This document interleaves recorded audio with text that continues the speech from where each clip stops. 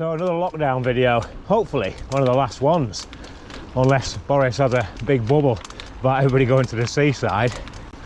And I wasn't going to make any more, but as per usual, an idea cropped into my head and I thought, well, might as well get out and film a bit for it. So at the moment, I'm pottering around Chester, surprise, surprise, and I'm on Footpaths. So at the moment, everybody's limited where they can go. I guess a lot of us are using local footpaths and everything else. But strictly speaking, we're not supposed to use footpaths, are we? Now I will quite happily admit to riding footpaths all the time. And as this series of crap goes on, and we get back up to the lakes, you'll probably see the evidence of that. In fact, of the 3 lakes videos I put up so far, one of them is exclusively on footpaths, and the other 2 have big chunks of footpaths in there. So, do I feel guilty about that? Do I feel I'm doing anything wrong? No, I don't. So saying I ride footpaths in the lakes, probably like red rag to a bull to some people, and I probably sound like a bit of an arrogant twat saying I ride them, and that I'm not guilty about riding them. But there's a lot of thought into that. And years ago, I used to only stick to the bridleways. But as time went on, I came to realise that you get just as much hassle off walkers, dog walkers and everybody else on bridleways as you do on footpaths. In fact, going back to last year, and I did ride a fair few footpaths, the only real time I got any hassle was on Iron Keld, which is a very wide, well-established bridleway. But let's look at the difference between a bridleway and a footpath. It's a different dotted line on an OS map. So that decision was probably made some time ago and not reviewed. And in Scotland, and hopefully soon in Wales, they've said, bollocks to all that, go where you want, as long as you're careful, as long as you're courteous, because that's the key part to it. Being courteous, but you should do that no matter where you are, really, shouldn't you? Just because something's a bridleway and you're permitted to ride there doesn't mean that every walker should get out of your way, whether they realise or don't realise that you're on for a Strava com.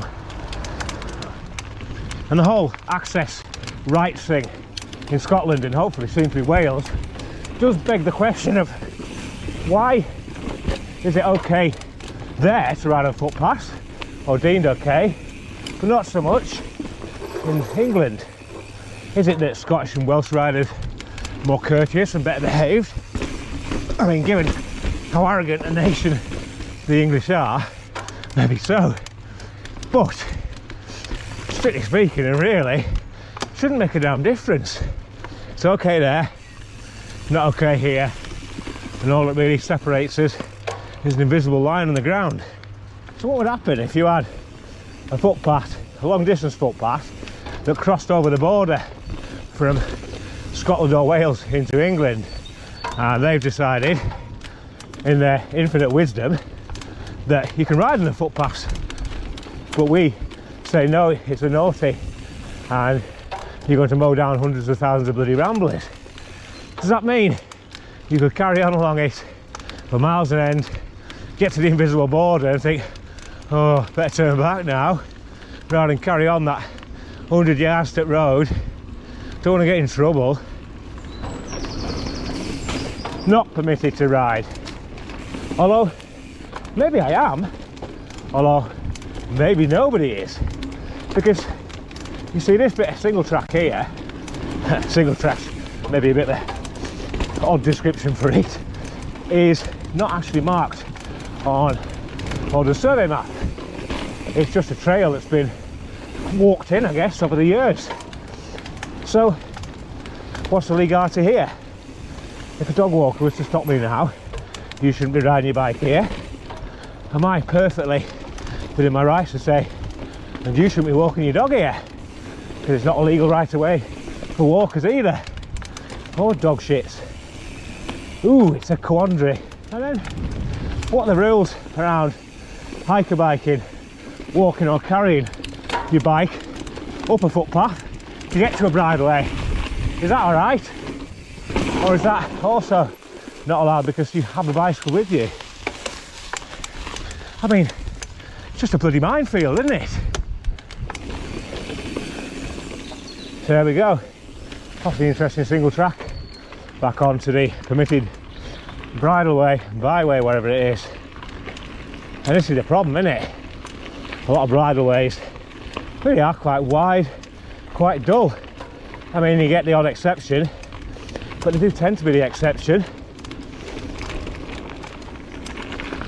And I mean, it's no excuse, is it? Well, I rode on a footpath because the bridleways are shit. But I guess for a lot of us that is our justification.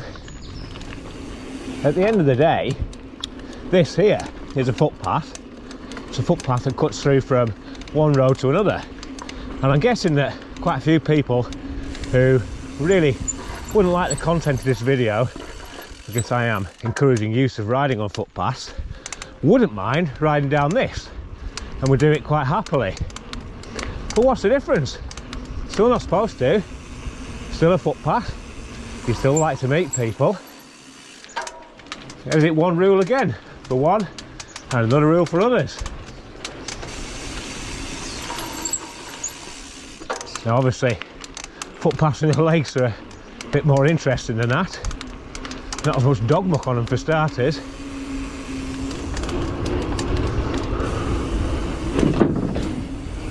Stunt ramp.